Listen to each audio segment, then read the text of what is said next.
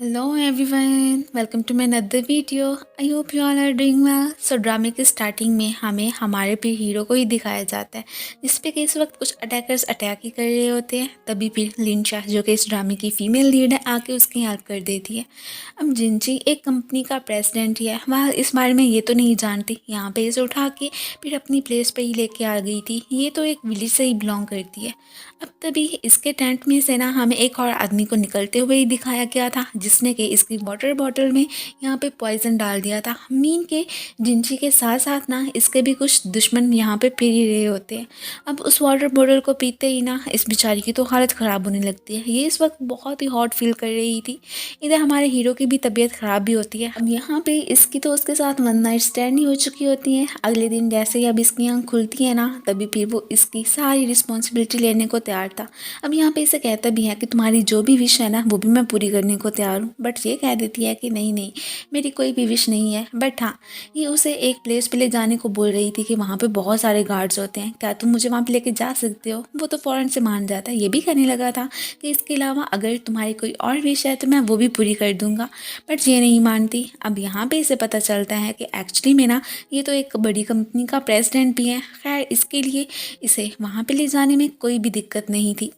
दूसरी तरफ हमें भी लिंशिया की स्टेप सिस्टर जिंग को ही दिखाया जाता है। इसकी आज बर्थडे थी और वो बहुत ज़्यादा खुश होती है। यहाँ पे तकरीबन सभी लोगों को ही बुलाया गया था। तभी इतने में ऊपर से फिर हमारे प्रेसिडेंट की भी एंट्री हो ही जाती है। सभी लोग इन्हें देख के एकदम शॉक में ही थे कि ये इतनी बड़ी कंपनी के प्रेसिडेंट गु जिनची आखिर यहाँ पे क्या कर रहे हैं। अब जिंग यही समझ रही थी कि हो सकता है कि मेरे डैड ने इन्हें इन्वाइट किया होगा। खैर अब फिर इसे पता चलता है कि एक्चुअली में ये तो यहाँ पे फिर इसकी स्टेप सिस्टर को ही लेके आया था। इस बात से इसका फेस तो लटक जाता है। वो फिर खुद को यहाँ पे आंटी से भी इंट्रोड्यूस करवाने लगी थी। आंटी जो कि इसकी मॉम की सिस्टर भी हैं एक्चुअली में। अब तो फिर जाहिर सी बात है इसकी फिर स्टेप मॉम ही बन चुकी थी। इसकी मॉम की डेथ के बाद ही उन्होंने फिर इसके डैड से शादी कर ली थी। तो गु यहाँ पे लेके आया था ना, तो इसलिए ये फिर उसका वार्म वेलकम करते हैं। इतने में ऊपर से डैड भी आ चुके थे। वो भी अपनी बेटी को इतने दिनों के बाद देख के ना एकदम शॉक में रह जाते हैं। अब आखिर प्रेसिडेंट खुद इसे घर ड्रॉप करने आए थे ना, इसलिए फिर उनका इसे अच्छे से वेलकम करना तो बनता था। अब यहाँ पे जिंग मैडम भी इसकी खूब आवभगत करने लगती है। इसे वो अपने साथ लेके साइड पे जाती है कि आज मेरी बर्थडे है तो इसलिए तुम ड्रेस चेंज कर लो। यहाँ पे उसने जो भी ड्रेस रखी थी ना वो काफ़ी ज़्यादा टाइट होती है, ऊपर से फिर हाई हील्स भी रख देती है। इसे पहनने से जब ड्रेस फटेगी और साथ ही साथ इतनी हाई हील्स पहनने की वजह से जब ये नीचे गिरेगी ना तब तो फिर सब इसका मजाक ही उड़ाएंगे, इवन की गु जिनची भी। और उसे क्या पता था, वो तो इवन यहाँ पे इमेजिन भी करने लगती है कि वो गिरती हुई कैसी लगेगी। खैर थोड़ी देर के बाद फिर इसकी एंट्री हो ही जाती है। यहाँ पे ये तो बहुत ही ज़्यादा प्रीटी लग रही थी, इवन कि गूबी से देखता ही रह जाता है। खैर अब इसका प्लान जो था वो तो नाकाम हो चुका था, इसलिए ये बहुत अपसेट हो जाती है। यहाँ पे इसके क्रॉस जाते ही उसे गिराने की कोशिश तो करती है बट खुद ही गिर जाती है। अब यहाँ पे फिर उसका हाथ पकड़ के इससे पहले कि इसे भी गिराती, ऊपर से फिर जिंशी इसे पकड़ लेता है। अब फिर डैड इसे साइड पे ही लेके जाने लगे थे। ऊपर से फिर अपनी बेटी को कहते हैं कि तुम मिस्टर गू को सी ऑफ कर दो। अब ये लोग तो वहाँ से जा चुके थे। वो यहाँ पे हैरान होता है कि आखिर तुम इन उयंग फैमिली को कैसे जानती हो। मुझे जहाँ तक याद है इनकी जो फर्स्ट वाइफ थी ना उन्होंने सुसाइड कर ली थी। अब ये उसे बताती है कि ऐसा कुछ भी नहीं था जैसा कि तुम समझ रहे हो। एक्चुअली में मेरी मॉम का मर्डर हुआ था, उनके पीछे या तो मेरी आंटी का हाथ है या फिर मेरे डैड का। इसके बारे में ही मैंने अब पता चलाना है। अब जिसने जो भी किया था ना उससे रिवेंज तो मैं लेके ही रहूँगी। खैर वो तो यहाँ पे इसे यही कह देता है कि अगर तुम्हें मेरी कोई भी हेल्प चाहिए ना तो मैं वो करने को तैयार हूँ। जाहिर सी बात है इसने उसकी लाइफ बचाई थी तो इसलिए उसका रिपे करना तो बनता ही था ना। ये भी फिर कह देती है कि ठीक है, यहाँ तक इवन कि वो तो इससे शादी करने को भी तैयार था। जो कि तुमने मेरे साथ वन नाइट स्पेंड की थी उसके लिए मैं रिस्पॉन्सिबल हूँ, बट ये मना कर देती है। अब वो भी कह देता है कि ठीक है जैसी तुम्हारी मर्जी, लेकिन मुझे फिर बाद में सोच समझ के जवाब ज़रूर दे देना। एंड देन इसे छेड़ता हुआ वहाँ से जाने की करता है। इस बात से ये तो बहुत ज़्यादा चिढ़ जाती है। जिंग मैडम का तो गुस्से के मारे बुरा हाल होता है कि इस लिंशिया की वजह से आज की मेरी बर्थडे ख़राब होकर रह गई। अब पता नहीं किस मनहूस घड़ी में ही यहाँ पे आई है। हमने तो इसे मरवाने के लिए आदमी को भेजा था ना, फिर ये कैसे बच गई। अब ये बातें कर ही रहे होते हैं, ऊपर से मेड वांग आके इन्हें ये गुड न्यूज़ देती है कि आप ना कंपटीशन में जीत चुकी हैं। ये सुन के ये दोनों माँ बेटी तो बहुत ज़्यादा ही खुश हो जाती हैं। इवन कि यहाँ पे उसे तो अपना एक ब्रेसलेट भी देने ही लगी थी कि ये तुम रख लो। जिंग तो इस बात से इसलिए भी ज़्यादा खुश लग रही थी कि अब तो पक्का मुझे मिस्टर गू की कंपनी में ना जॉब मिल जाएगी as a spokesperson. And ये तो इसकी गलत फहमी ही थी। अब यहाँ पे ये मेड वांग को एक काम करने को ही कहने लगी थी कि देखो हमारा काम हो जाना चाहिए, अगर तुम्हें जितने भी पैसों की ज़रूरत हुई ना वो हमसे ले लेना। वो बेचारी इतनी पुअर होती है ना, इनकी बातों में आके अब फिर फ़ौरन से मान जाती है। रात को हमें यही दिखाया जाता है कि ये फिर लिंचिया के वाटर में ना पॉइजन डालने के लिए आ चुकी थी। इसके जाते ही इसकी तो आँख खुल जाती है। अब इसे पता चल चुका था कि ज़रूर मेरे वाटर में ना किसी ने कुछ गड़बड़ी की है। ये फ़ौरन से जाके वही वाला पानी बाहर रख देती है। अब थोड़ी देर के बाद जैसे ही अब ये मैडम घर वापस लौटती है ना, यही वाला पानी पी जाती है।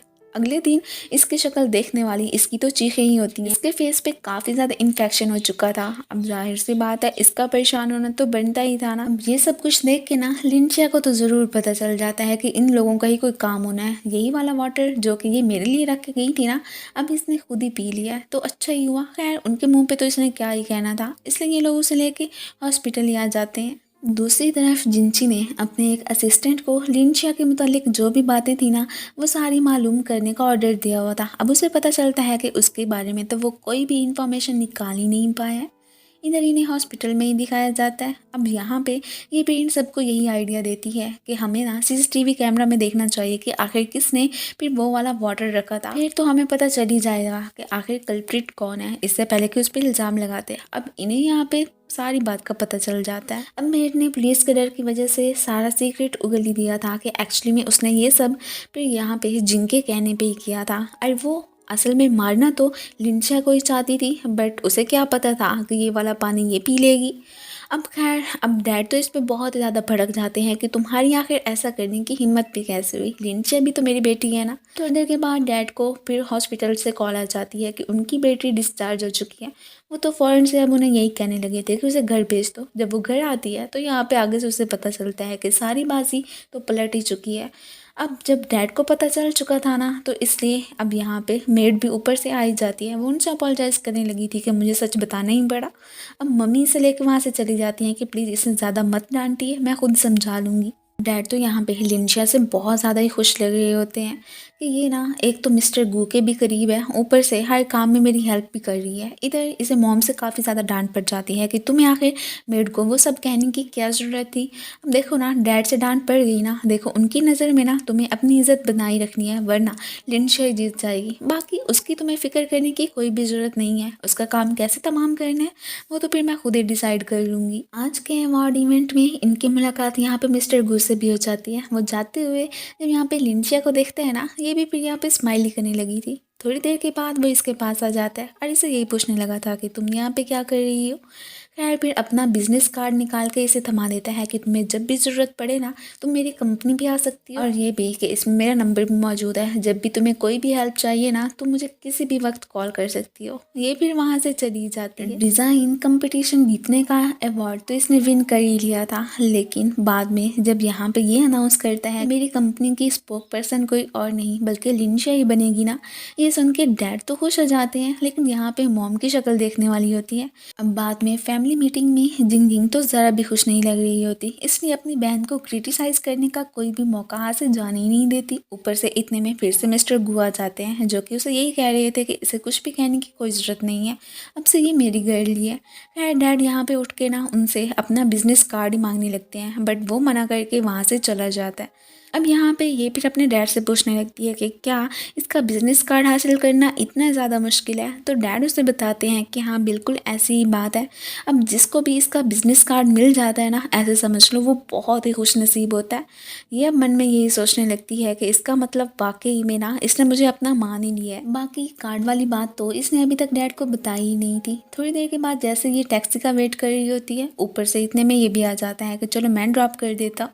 खैर ये भी फिर बिना कोई चूं चुना किए उसकी गाड़ी में बैठ ही गई थी। ये देख के अब यहाँ पे ये तो खुश हो जाता है। थोड़ी देर के बाद हमें फिर जिंग जिंग को उसकी फ्रेंड जेंग के साथ ही दिखाया जाता है, जो कि इसे देख के बहुत ज़्यादा भड़क जाती है। एक्चुअली में वो भी ना गू की कंपनी में एक जॉब करना चाहती थी, बट ये इसके होते हुए तो मुमकिन था ही नहीं। वो अब इससे पहले कि इससे कोई भी फाइट करती, ऊपर से उसका कज़न आ जाता है शेंचू, जो कि है तो प्ले बॉय ही सही, लेकिन यहाँ पे वो लिंशिया की साइड ही लेने लगा था। ऐसे मानो कि जैसे इसे उससे फर्स्ट साइड लव ही हो चुका हो। वह उसके जाते ही अपनी कज़न को भी वार्न करने लगता है कि आइंदा के बाद इस लड़की को कुछ भी मत कहना, वरना मुझसे बुरा कोई नहीं होगा। थोड़ी देर के बाद हमें फिर इसे मिस्टर गू के पास से बैठे हुए दिखाया जाता है। मीन के ये उसका फ्रेंड है। वो यहाँ पे सबको बता रहा था कि अभी थोड़ी देर पहले मेरी ऊ यांग फैमिली की यंगर डॉटर से ही मुलाकात हुई है, वो बहुत ही प्रीटी है। अब ये उसकी बातों को मजाक ही समझ बैठते हैं। खैर यहाँ पे थोड़ी देर के बाद अब ये बातें कर ही रहे होते हैं कि इसे लिंशिया की कॉल आ जाती है, जो कि इससे अपने डैड के बारे में ही पूछ रही थी। अब इसे उनके मुतालिक जो भी इंफॉर्मेशन होती है ना, वो सारी की सारी बता देता है। ये भी कहता है कि उनकी जो बहुत सारी प्रॉपर्टी है ना, वो ना अब्रॉड में भी है और वहाँ पे कोई संभाल रहा है। अब कौन संभाल रहा है, इसकी रिस्पॉन्सिबिलिटी यही थी कि वो पता चलाना था कि वो आखिर कौन है। लिंशिया के रूम से जाते ही हे मैडम तो वहाँ पे गुस्सी आ जाती है चुपके चुपके से। इधर ये डैड के स्टडी रूम में ही आई थी कि आज मैंने ना यहाँ पे कुछ बुक्स वगैरह रीड करनी है। इधर इस मैडम को उसका बिजनेस कार्ड मिल ही चुका था और ये तो बहुत ज़्यादा खुश हो जाती है। इवन कि इसने भी अभी डिसाइड किया था कि मुझे डैड को इस बारे में नहीं बताना, बाद में बता दूंगी। जब उन्हें इस बारे में पता चलेगा ना तो वो कितना ज़्यादा खुश हो जाएंगे। इधर डैड इसे यहाँ पे छोड़ के चले गए थे। एक्चुअली में इसके इरादे ना यहाँ पे कुछ इन्वेस्टिगेशन करने के ही थे कि शायद हो सकता है कि मुझे कुछ पता चल जाए। अब यहाँ पे इसे एक वही वाला पॉइजन मिलता है जो कि उसे देख के ना मारने की कोशिश की जा रही थी। इससे पहले कि कुछ और देखने की कोशिश करी थी, ऊपर से डैड आ जाते हैं, इसलिए ये फिर वहाँ से चली ही गई थी। बाकी यहाँ से कार्ड के गायब होने का जैसे इसे पता चलता है ना, तो इसे पक्का पक्का अपनी सिस्टर पे ही शक होने लगा था कि उसी के ही काम हो सकते हैं। नेक्स्ट सीन में हमें इसे और इसके डैड को ऑफिस में दिखाया जाता है। ये उनके साथ एक कॉन्ट्रैक्ट पे काम जो करने वाले थे। अब इधर ही फिर हमें जैंग को भी दिखाया जाता है, जिसकी ऑब्वियसली सी बात है इस कंपनी में आखिरकार जॉब लग ही चुकी थी। अब जानबूझ के इन्हें बहुत सारा टाइम वेट करवाने के बाद ही ये मैडम जाके फिर जिनची को बताती है बाहर लिंचिया और उसके डैड आपका वेट कर रहे हैं। ये सुन के यहाँ पे इसे तो बहुत ज़्यादा गुस्सा आ जाता है कि वो काफ़ी देर से बाहर बैठे हुए हैं और तुम मुझे अब बता रही हो। इसलिए इसने तो आज से इसे जॉब से फायर कर दिया था। उसके आगे से कोई भी नहीं सुनते। एंड देन बाहर आके उन्हें फिर अपनी कंपनी में वेलकम ही करने लगे थे। वो तो यहाँ पे लिंशिया के आने पे बहुत ज़्यादा ही खुश हो गया था। स्पेशली डैड का तो खुशी के मारे कोई ठिकाना ही नहीं होता। दूसरी तरफ हमें इस मैडम को दिखाया जाता है, जो कि एक फिल्म में काम करने के चक्कर में ना एक डायरेक्टर को बहुत ज़्यादा ही खपा रही होती है। वो तो इसे कह देते हैं कि देखो तुम काम ना कोई भी ढंग का नहीं कर रही हो, इसलिए हम तुम्हें यहाँ की फीमेल लीड ले ही नहीं सकते। ये तो यहाँ पे गोजिंची का बिजनेस कार्ड ना वहाँ पे दे मारती है और उन्हें यही बताने लगी थी कि देखो अगर तुम लोगों ने मुझे यहाँ से निकाला ना तो फिर देखना कि ये तुम्हारा क्या हाल करता है। अब यहाँ पे जाहिर सी बात है वो तो इतना बड़ा बिजनेसमैन था, ऊपर से उसने इनकी फिल्म में भी ना कुछ इन्वेस्टमेंट वगैरह की हुई थी, इसलिए डायरेक्टर थोड़ा सा घबरा जाते हैं कि अगर हमने उन्हें नाराज़ किया ना तो फिर पता नहीं क्या बनेगा। खैर यहाँ पे ये बात इतनी ईजिली मानने तो नहीं वाले थे। यही कहते हैं कि देखो अगर तुमने यहाँ पे काम करना है ना तो हमारी जल्दी से जल्दी ना फिर मिस्टर गू से बात करवा दो। ये भी कह देती है कि हाँ ठीक है, अगर तुम लोग उनसे कॉल पे बात करना चाहते हो तो कर लो, मुझे तो कोई एतराज़ नहीं है। उन्हें बस यही कह देना कि ऊ यांग फैमिली की जो यंगर डॉटर है यहाँ पे काम करना चाहती है। देखना वो कैसे नहीं मानता। यहाँ पे डायरेक्टर ने तो फ़ौरन से मिस्टर गू को कॉल कर दी थी और ये भी बता देते हैं कि ऊ यांग फैमिली की ना जो यंगर डॉटर है वो हमारी फिल्म में काम करना चाहती है, क्या आपने उसकी इजाज़त दी है। तो वो यहाँ पे यही समझ रहा था कि शायद ये लिंशिया की बात कर रहा है, तो वो फ़ौरन से कह देता है कि हाँ ज़रूर, इसे ना एक चांस ज़रूर दे दे, अगर आपको इसकी एक्टिंग अच्छी लगी ना तो इसे रख लीजिएगा। अब यहाँ पे इस मैडम को तो एक चांस मिल ही चुका था, इस बात से ये तो बहुत ज़्यादा खुश होती है। नेक्स्ट हमें ये दिखाया जाता है कि जैसे इसने अपने डैड को बताया था कि मुझे ना वर्क मिल चुका है, तो ये सुन के वो तो बहुत ज़्यादा खुश हो जाते हैं। यहाँ पे सबके साथ मिलकर चेयर्स ही करने लगे थे। डैड बातों ही बातों में ना अपनी बेटियों से यही बात कर रहे होते हैं कि देखो फ्यूचर में ना अगर किसी ने मुझे कोई भी चीट करने की कोशिश की ना तो मुझसे बुरा कोई नहीं होगा। खैर और भी बहकी बहकी बातें कर ही रहे होते हैं कि उनकी वाइफ उन्हें लेके वहाँ से चली जाती हैं कि ये काफ़ी ड्रंक हो चुके हैं, इससे पहले कि इनके मुंह से कुछ और बात निकले, इसलिए इसे यहाँ से लेके चले जाना ही बेहतर होगा। लिंशिया ने तो आज वापसी पे ना अपनी स्टेप मॉम को ना फॉलो करने का डिसाइड कर लिया था कि आखिर ये किससे मिलने के लिए जाती है और किससे नहीं। ये तो इन्वेस्टिगेशन करवानी ही थी ना इसने कि आखिर इसकी मॉम के मर्डर के पीछे किसका हाथ था। यहीं पे इसकी मुलाकात शेंशू से हो जाती है, जो कि इसे देख के हैरान था कि तुम इधर क्या कर रही हो। ये इस बारे में तो उसे कुछ नहीं बताती, लेकिन हाँ इसे बेहोश ज़रूर कर देती है कि ये ना मुझे यहाँ पे चेज़ ना ही करे तो यही बेहतर होगा। इधर इसकी मम्मी साहिबा ना तो अपने एक लवर से मिलने के लिए ही आई थी, जिनसे कह के वो बहुत सारे काम करवाती हैं। यहाँ पे ये तो इन दोनों की वीडियो ही बनाने लगती है कि ये तो मैं डैड को ज़रूर दिखा के रहूँगी। इनकी बातें सुन के हमें इतना तो अंदाज़ा हो ही जाता है कि एक्चुअली में इसे मरवाने के लिए ना इसने इसी बंदे को ही हायर किया था, जो कि ऑब्वियसली सी बात है इसका लवर भी है और अपने दुश्मनों को साइड पे हटाने के लिए ये उसकी हेल्प कर रहा था। इवन कि इसने तो डैड की जो भी प्रॉपर्टी थी ना वो सब इसके नाम ही करवा ली होती है। अपनी ही कंपनी की तरफ से ना ये भी फ़ोटोशूट करवाने के लिए जिस प्लेस पे आई थी वहीं पे जिंग मैडम भी बैठी होती है, और उसे इसका आना तो ज़रा भी अच्छा नहीं लगा था कि आखिर ये इधर कर क्या रही है। ऊपर से इसकी एक्टिंग स्किल्स भी उससे बहुत ही ज़्यादा अच्छी थी। ये देख के अब यहाँ पे ये मैडम तो बहुत ही जेलस फील करती है, इसलिए उसे नीचे गिराने की कोशिश करने ही लगी थी कि इतने में ऊपर से फिर हमारे हीरो की एंट्री हो जाती है।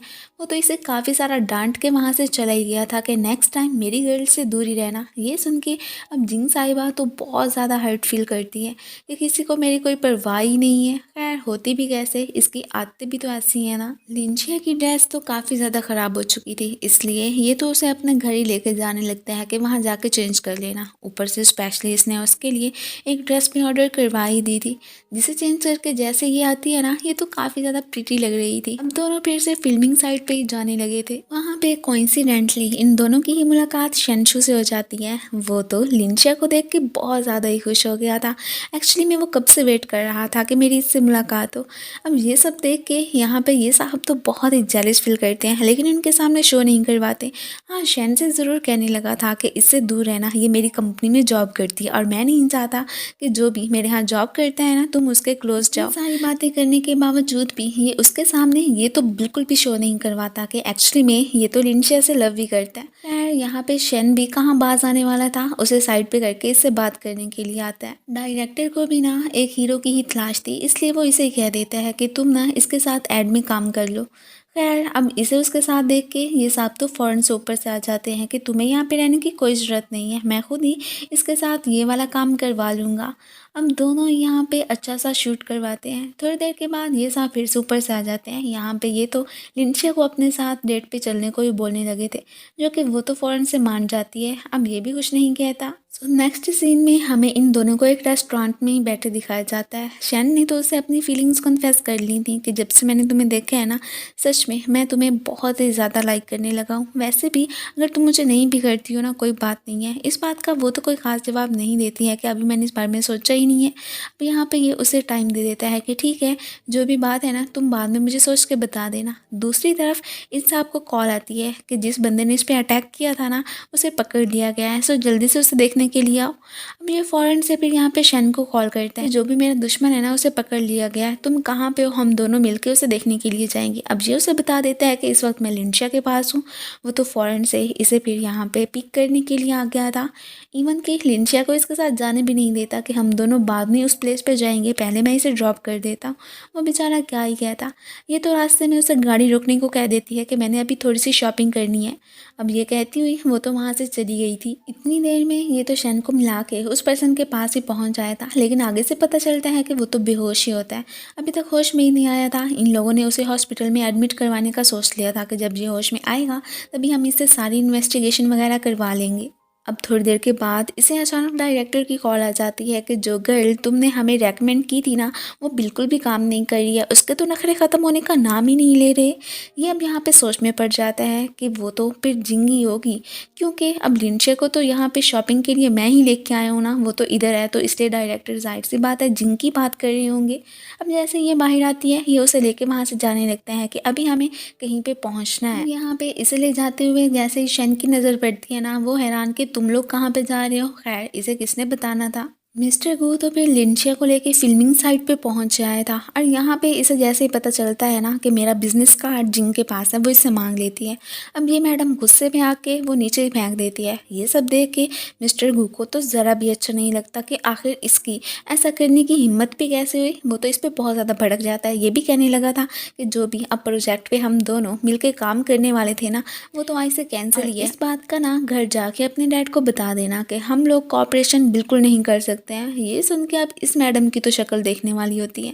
नेक्स्ट हमें घर का ही सीन दिखाया जाता है। जैसे ही डैड को पता चला था कि हमारा प्रोजेक्ट ना मिस्टर गू ने कैंसिल कर दिया, वो तो अपनी बेटी पे बहुत ज़्यादा भड़क जाते हैं कि ये सब तुम्हारी वजह से ही हुआ है। तो अब इसे अब्रॉड भेजने का भी डिसाइड कर लिया था कि तुम्हारा ना यहाँ पे रहना बनता ही नहीं है। अब ये मैडम जैसे ही दूसरे मुल्क में पहुँचती है ना तभी अचानक इसे मॉम की कॉल आ जाती है।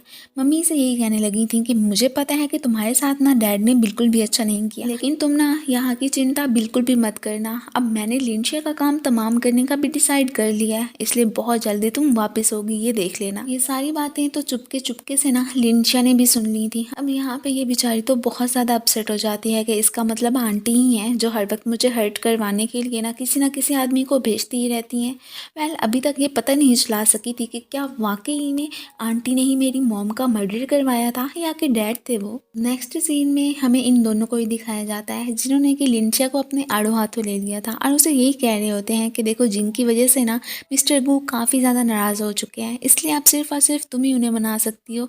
अगर तुम्हें उनके साथ एक वन नाइट स्पेंड करनी ही पड़ जाए ना तो प्लीज़ कर लेना, हमारी खातिर ही सही हमारा कुछ बन जाएगा। अब यहाँ पे मॉम मन में बहुत ज़्यादा खुश हो रही होती हैं। एक्चुअली मैं ये जानती थी कि आज तक कोई भी लड़की ना मिस्टर गू के यहाँ वन नाइट स्पेंड कर ही नहीं सकी है, वो तो वहाँ से उसे निकाल ही देते हैं और इसके साथ में ऐसा ही होगा और बाद में इसकी जो भी इंसल्ट होगी ना वो देख के तो मुझे बहुत ज़्यादा मज़ा आ जाएगा और इस तरह मेरा रिवेंज पूरा ही हो जाना है। आखिर को इसी की वजह से मेरी बेटी यहाँ पे गई है, ऐसे क्या पता कि आगे क्या होने वाला है। अब ये लोग उसे इतना ज़्यादा फोर्स कर रहे थे तो वो भी फिर मान ही जाती है कि ठीक है जैसे आप लोगों की मर्ज़ी। सो नेक्स्ट सीन में हमें इसे होटल में ही दिखाया जाता है। अब वो तो इसे यहाँ पे देख के एकदम सरप्राइज रह गया था कि क्या ये मैं सपना तो नहीं देख रहा हूँ, बट ये उसे कह देती है कि नहीं ऐसी कोई बात नहीं है। बाकी सारी बात का इसने उसे बता दिया था कि मेरे मॉम डैड ना आजकल बहुत ज़्यादा ही हवाओं में उड़ रहे हैं, क्या तुम प्लीज़ उनके साथ कोऑपरेट कर सकते हो, उन्होंने ही मुझे यहाँ पे भेजा है, सो इसलिए नाराज़ मत होना।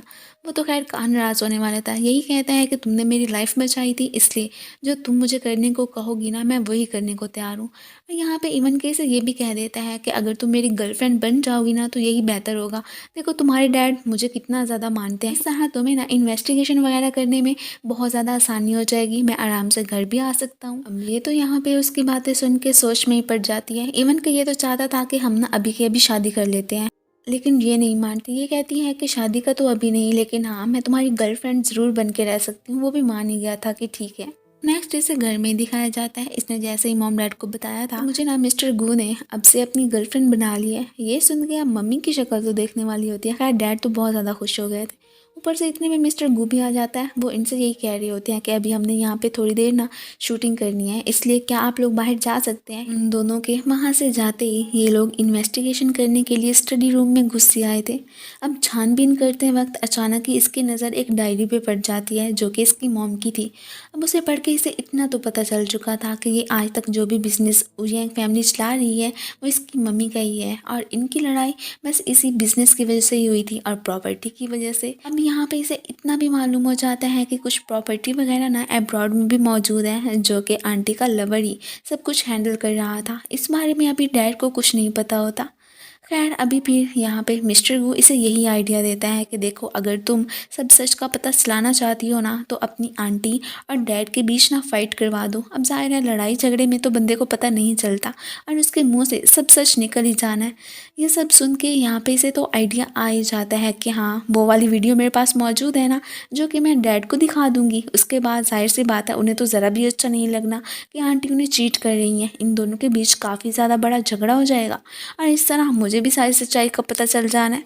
अब यहाँ पे वो तो इसे यही कहने लगा था कि अगर तुमने इधर कदम जमाने हैं ना तो उसके लिए मुझसे तो शादी अब हर हाल में तुम्हें करनी ही पड़ेगी। बस अब तुम मेरी गर्लफ्रेंड बन के नहीं रह सकती हो बल्कि वाइफ बन के रहोगी। तभी अचानक इसे कॉल आ जाती है अब तब तक इसने डिसाइड कर ही लिया था। जैसे ये कॉल करके वापस आता है तो यहाँ पे ये उसे कह देती है कि ठीक है, मैं तुमसे शादी करने के लिए ना अब पक्का रेडी हूँ। सो जब तुम चाहोगे तभी हम मैरिज ब्यूरो जाके अपनी मैरिज रजिस्टर करवा लेंगे। ये सुन के यहाँ पे ये तो बहुत ज़्यादा ही खुश हो जाता है। नो एवरीवन, तो लास्ट पार्ट की स्टार्टिंग में हमें यही दिखाया जाता है कि ये दोनों अपनी मैरिज रजिस्टर करवाने के लिए फाइनली मैरिज ब्यूरो आ ही चुके थे। अब यहाँ पे ये तो अपना बैग अंदर ही भूल गया था। सो इसे कहता है कि तुम गाड़ी में जाओ, मैं वो लेके अभी आता हूँ। अब इसे भूख भी लगी थी तो वो कहता है कि डोंट वरी, वापसी पे मैं तुम्हारे लिए खाना भी लेता आऊँगा। अब इसके जाते ही यहाँ पे जैंग मैडम की एंट्री होती है, जो कि इसे देख के हैरान थी कि तुम यहाँ पे क्या कर रही हो, और साथ ही साथ इससे ये भी पूछने लगती है कि कहीं तुम्हारे डैड ने बिजनेस की खातिर या मनी की खातिर तुम्हारी शादी किसी बुढ़े से तो नहीं करवा दी।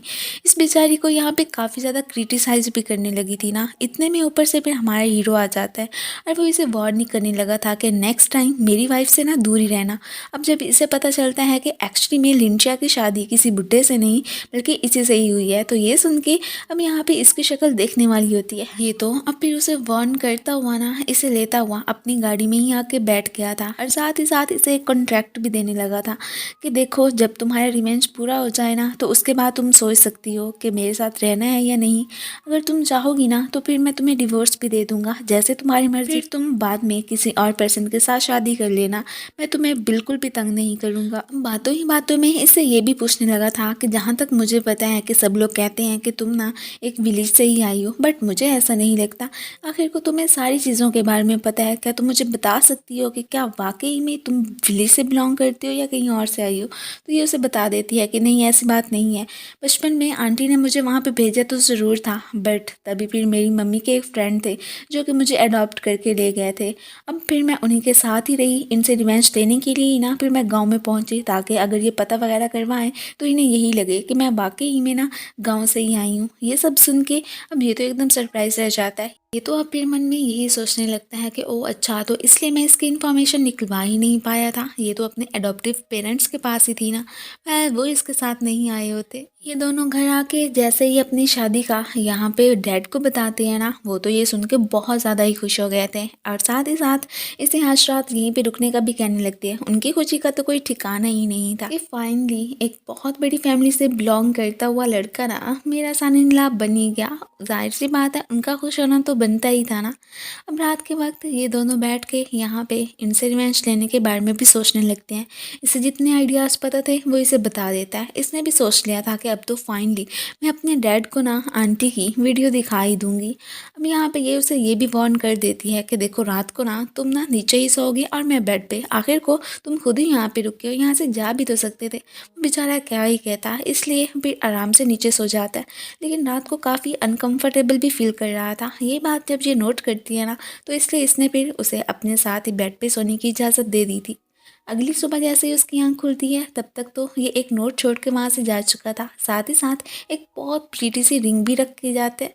ये देख के अब यहाँ पे लिंचिया तो बहुत ज़्यादा खुश हो जाती है। उसे इतना तो बिलीव हो चुका था कि हो ना हो, वो मुझसे बहुत लव करता है। साथ ही साथ उसे कॉल करके ना यहाँ पे थैंक्स भी कहने लगी थी, और ये भी कहती है कि तुम्हारी दी हुई रिंग ना बहुत ज़्यादा प्रीटी थी। बाद में इसे हमें ऑफिस में ना परेशान ही दिखाया जाता है। अभी तक यह किलर का पता चला ही नहीं पाया था कि आखिर कौन इसे मारने की कोशिश कर रहा था। तभी यहाँ पे ऊपर से लिंचिया की एंट्री हो जाती है। वो यहाँ पे उस किलर को ढूंढने में ना इनकी हेल्प भी करने लगी थी। तभी अचानक इन साहब का इन्हें एक मैसेज मिलता है, जो कि इसे यही कह रहा था कि तुम ना मुझसे बच के रहना। साथ साथ ये भी कहता है कि थोड़े दिनों के बाद ना तुम्हें तुम्हारा गिफ्ट मिल ही जाएगा। ये हैरान कि कौन सा गिफ्ट। अब लिंचिया के जाते ही इसने अपने फ्रेंड को बता दिया था कि उसकी लिंचिया से शादी हो चुकी है एंड वो उसे पसंद भी करता है। ये सुन के वो तो एकदम शॉक में ही रह जाता है। ये भी कहने लगा था कि शेंशु भी तो उसे पसंद करता था ना। वेल, अब क्या ही कर सकते थे, जो होना था वो तो हो गया ना। अब ये उससे ना अब लड़कियों को चेस करने के बारे में ना कुछ आइडियाज ही मांगने लगा था। उसे जितने पता होते हैं वो सबके सभी से बता देता है। वापसी में आके इसने फिर लिंचिया को बता दिया था कि जो तुम्हारी आंटी का लवर अब अब्रॉड जा चुका था ना, वो वापस आ गया। सो इसलिए अब हमें उन्हें रंगे हाथों पकड़ना ही होगा और अपने डैड को बता देना। बस अब फिर हमारे रिवेंज लेने का ना सही वक्त आ गया है। डैड के लैपटॉप में इसने वो वाली वीडियो ट्रांसफर कर दी थी। ये देख के वो तो अपनी वाइफ पे बहुत ज़्यादा भड़क जाते हैं कि आखिर तुम्हारी मुझे चीट करने की हिम्मत भी कैसे हुई। वो यहाँ पे इन्हें अश्योर करवाती हैं कि देखो तुम्हें ना कोई गलत फहमी हुई है, ये किसी और की वीडियो है, मेरी है ही नहीं। मैं भला ऐसा करने का सोच भी कैसे सकती हूँ। अब इस वीडियो में तो इनकी सही से शक्ल नजर आ ही नहीं रही होती, सो इसलिए डैड भी बिलीव कर लेते हैं कि हाँ वाकई में हो सकता है कि किसी ने हमारे बीच लड़ाई झगड़ा करवाने के लिए ही ना ऐसा किया होना, वरना मेरी आखिर वाइफ मुझे चीट क्यों करेगी। अब लिंशिया को तो पता चल चुका था कि ज़रूर आंटी ने ना मेरे डैड को कन्विंस कर लिया होना है कि वो है ही नहीं, इसलिए इसने ना जाके उसी प्लेस पे ही एक कैमरा फिट कर दिया था जहाँ पे कि आंटी ने अपने लवर से मिलने आना था। घर जाके फिर अपने डैड से कहती है कि देखें अब तो मेरी शादी ना गू से हो ही चुकी है, सो इसलिए क्या आप मुझे एक बहुत बड़ा घर दिलवा सकते हैं। वैसे भी वो लोग क्या सोचेंगे कि आपने मुझे कोई गिफ्ट दिया ही नहीं है। तो यहाँ पे डैड भी फ़ौरन से मान जाते हैं कि ठीक है, तुम्हें जो भी जगह पसंद है ना आज जाके हम वही वाली बाय कर लेंगे, इतने तो पैसे हैं ना मेरे पास। ये तो जानबूझ के इन्हें वही वाली प्लेस पे ही लेकर जाने लगी थी। अब जैसे इनको यकीन था वो तो उनसे मिलने के लिए आ ही गया होता है, और तभी यहाँ पे डैड की जैसे इन दोनों पे नज़र पड़ती है ना तो एकदम सरप्राइज वो अपनी वाइफ पे भी यहाँ पे बहुत ज़्यादा भड़क जाते हैं। इवन कि उन्हें वहाँ से लेके जाने ही लगे थे कि तुम्हारा बंदोबस्त ना मैं घर जाके ही करता हूँ। अब इनके बीच वहाँ जाके काफ़ी ज़्यादा लड़ाई झगड़ा होता है। अब यहाँ पे इसे पता चल ही चुका था कि एक्चुअली में ना इसकी माँ का मर्डर किसी और ने नहीं बल्कि इसके डैड ने ही किया था, और आंटी को भी अपने साथ शामिल कर लिया था और कोई बात नहीं थी। ये सब सुन के यहाँ पे लिंशिया का तो दिल बहुत ही बुरा हो जाता है। ऊपर से इतने में इंसाफ की भी एंट्री हो चुकी थी, उन्होंने इन दोनों की बातें रिकॉर्ड कर ली थी। अब जाहिर सी बात है अब पुलिस ही ने पकड़ के लेके जाने वाली थी, इनका ठिकाना तो अब जेल ही होने वाला था। उनके जाते ही ये बेचारे जब पीछे से अपसेट हो जाती है ना तो यहाँ पे वो इसे कंफर्ट करने की कोशिश करने लगा था। जैसे उसे कुछ ज़्यादा समझ नहीं आती तो फ़ौरन से अपने दोस्त को कॉल मिलाता है और उससे कुछ टिप्स वगैरह मांगने लगा था। अब बाद में उसका फेवरेट जूस लेके उसके पास ही पहुंच आया होता है कि तुम ये पियो, इसके बाद देखना तुम ठीक हो जाओगी।